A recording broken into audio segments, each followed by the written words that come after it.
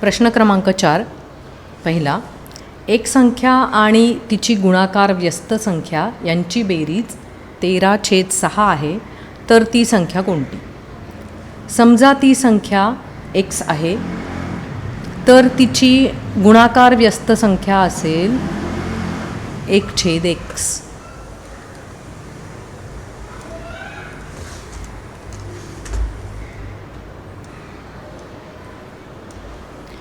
यांची बेरीज x अधिक 1/x.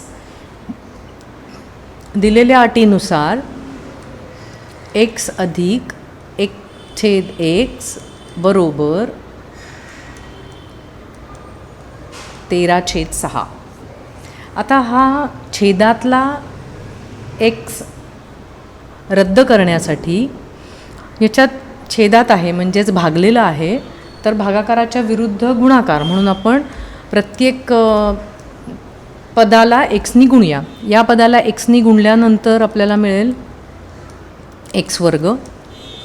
1/xला एक्सनी गुणल्यानंतर हा x भागेल आणि इथे फक्त 1 राहील आणि उजव्या बाजूच्या पदाला एक्सनी गुणल्यामुळे आपल्याला मिळेल 13/6 गुणिले x. आता हा 6 रद्द करण्यासाठी इथे लिहू आपण एक्सने गुणून.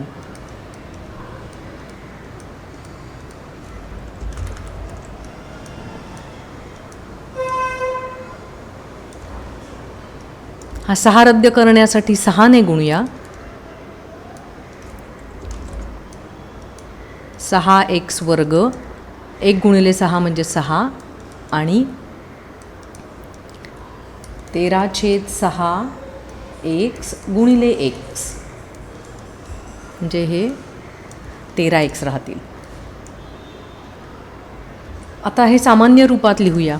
वर्गसमीकरण सामान्य रूपामध्ये येईल 6x वर्ग वजा 13x अधिक 6 बरोबर 0.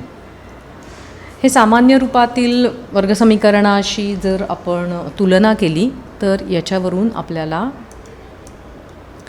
a हा 6, b हा वजा 13 आणि c 6 मिळेल. तर हे वर्गसमीकरण सोडवण्यासाठी आपल्याला a आणि c चा गुणाकार काढायचा आहे. a आणि c चा गुणाकार धन 36 आहे. जेव्हा हा गुणाकार धन असतो तेव्हा आपल्याला ज्या नवीन संख्या शोधायच्या आहेत त्या दोघांची चिन्हे समान असतात आणि ती चिन्हे मधल्या पदासारखी असतात. मधलं पद आपलं ऋण आहे, त्यामुळे आपण शोधणार आहोत ती दोन्ही पदं किंवा त्या दोन्ही संख्या ऋण असणार आहेत. ह्याचे आपल्याला 2 भाग असे करायचे आहेत की त्यांना बेरीज किंवा वजाबाकी केल्यानंतर चिन्हांनुसार ते उत्तर 13 येईल आणि त्या 2 संख्यांचा गुणाकार हा 6 गुणिले 6 म्हणजे 36 येईल. अशा 2 संख्या आहेत 9 आणि 4. यांची चिन्ह समान असल्यामुळे समान संख्या बेरीज आणि दोघंही ऋण असल्यामुळे ती बेरीज येते ऋण 13 आणि यांचा गुणाकार 36 म्हणजे या आपल्याला हव्या असणाऱ्या संख्या आहेत. त्यामुळे आपण इथे लिहिणार आहोत 6x वर्ग वजा 9x वजा 4x अधिक 6 बरोबर 0. आपण पहिल्या व तिसऱ्या पदात काहीच बदल केलेली नाही. मधल्या पदाचे किंवा मधल्या संख्येचे 2 भाग केले. आता यांचे 2-2चे गट करूया. या दोन्ही संख्या 3च्या पाढ्यामध्ये येतात, त्यामुळे आपण यातनं 3 सामायिक काढू शकतो आणि दोघांमध्येही x असल्यामुळे xही काढू शकतो सामायिक. आता हा 6x वर्ग म्हणजे खरा त्याचे जर आपण असे तुकडे तुकडे केले तर ते आपण लिहू शकतो 3 गुणिले 2 गुणिले x गुणिले x.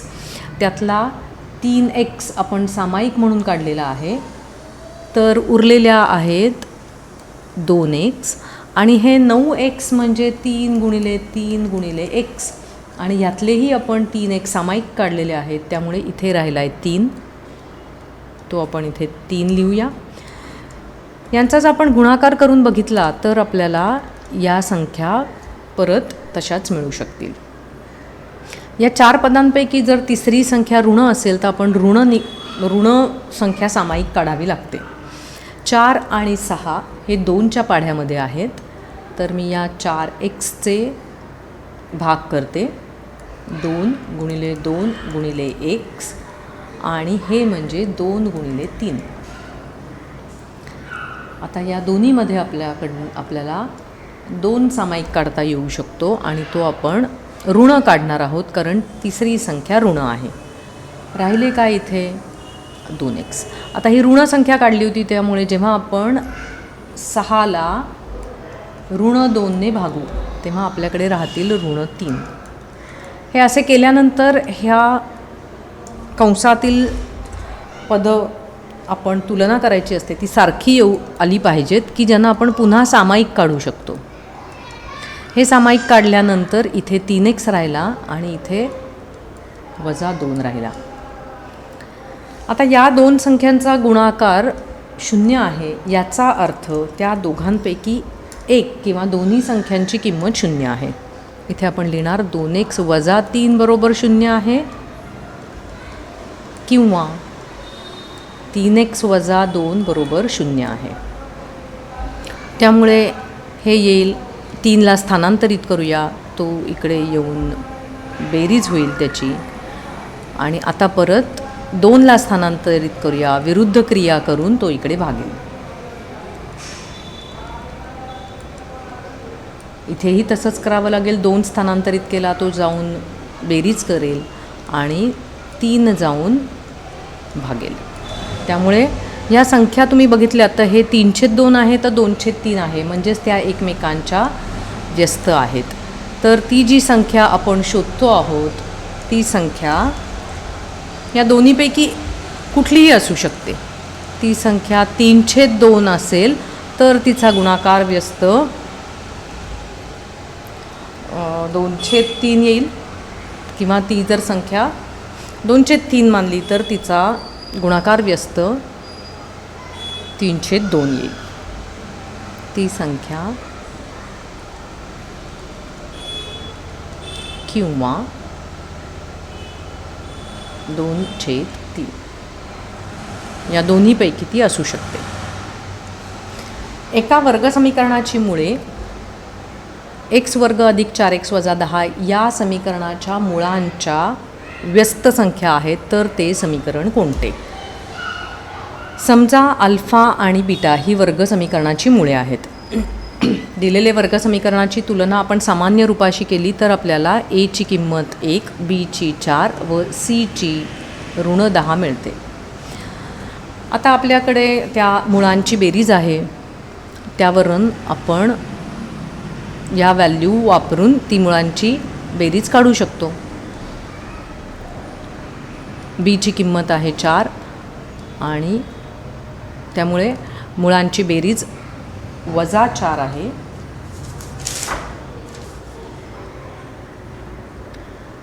आणि त्यांचा गुणाकार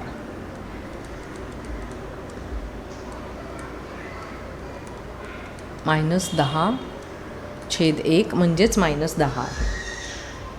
आपल्याला जे वर्गसमीकरण करायचं आहे, शोधायचं आहे, त्याची मुळे या समीकरणाच्या मुळांचं व्यस्त आहेत, म्हणजे त्या आहेत 1/अल्फा आणि 1/बीटा. आणि ही मुळं असलेलं समीकरण असणारे x² - 1/अल्फा अधिक 1/बीटा गुणिले x अधिक 1/अल्फा गुणिले 1/बीटा.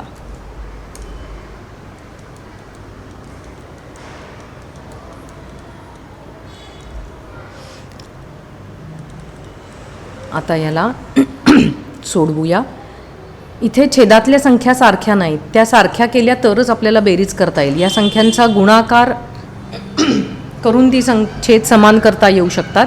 याला बीटानी गुणलं तर त्याच्यावरतीही बीटानी आपल्याला गुणावं लागेल. तसंच इथे अल्फा बीटा करण्यासाठी आपण अल्फानी गुणूया, त्याच्या अंशालाही अल्फानी गुणावं लागेल. इथे यांचा गुणाकार आहे 1 गुणिले 1 म्हणजे 1 आणि अल्फा गुणिले बीटा म्हणजे अल्फा गुणिले बीटा. आता आपल्याकडे या किमती आहेत त्या आपण इथे लिहूया म्हणजे आपल्याला हवं असलेलं वर्गसमीकरण मिळेल.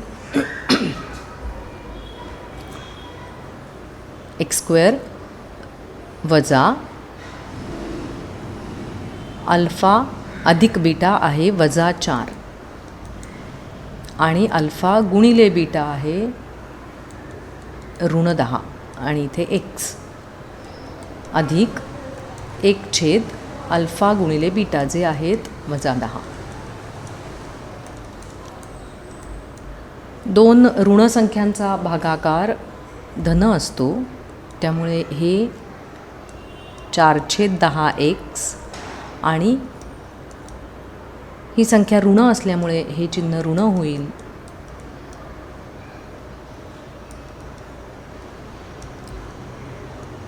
आपण यांना दोन्ही भागून आपलं उत्तर लिहू शकतो.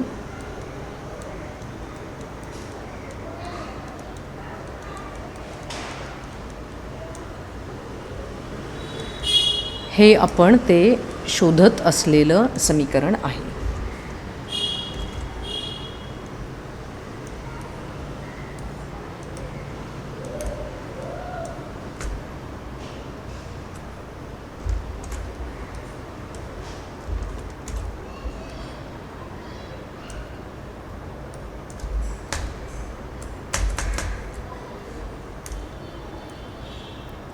प्रश्न क्रमांक 5. x² अधिक mx वजा 24 या वर्गसमीकरणाची मुळे पूर्णांक संख्या असतील अशा mच्या कोणत्याही 2 किमती शोधा व ती वर्गसमीकरणे लिहा. ह्या दिलेल्या वर्गसमीकरणामध्ये आपल्या असं लक्षात येतं आहे की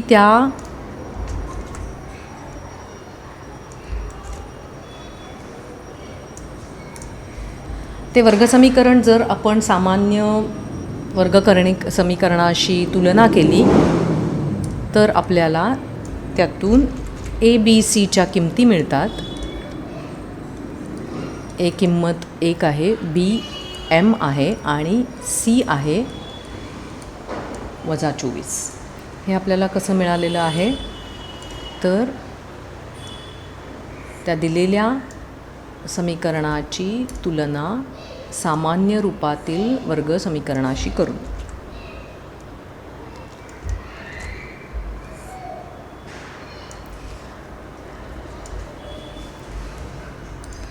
आता याच्यामध्ये A गुणिले C हे 1 गुणिले -24 म्हणजेच -24 आहे. जेव्हा कुठल्याही 2 संख्यांचा गुणाकार ऋण असतो तेव्हा त्या संख्यांची चिन्ह ही विरुद्ध असतात.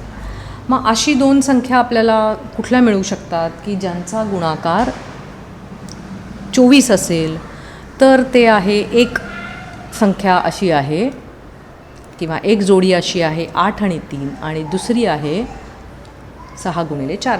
अजूनही आपण लिहू शकतो 12 गुणिले 2 पण लिहू शकतो.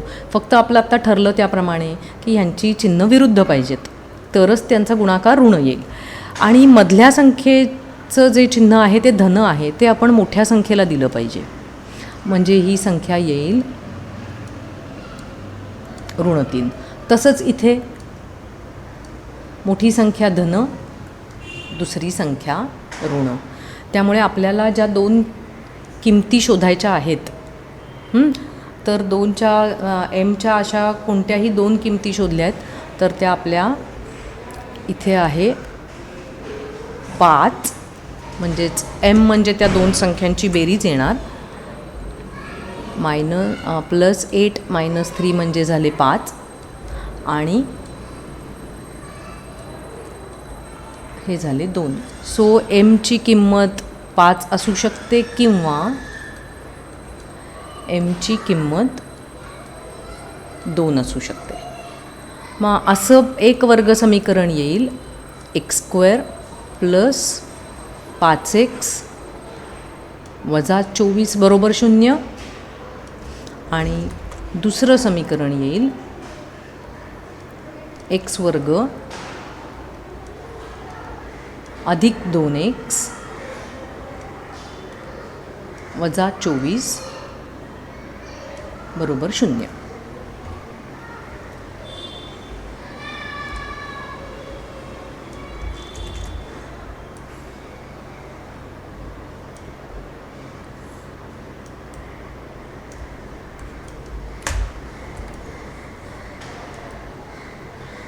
दोन आपल्याला उत्तरं काढायची आहेत. ही 2 उत्तरं आहेत.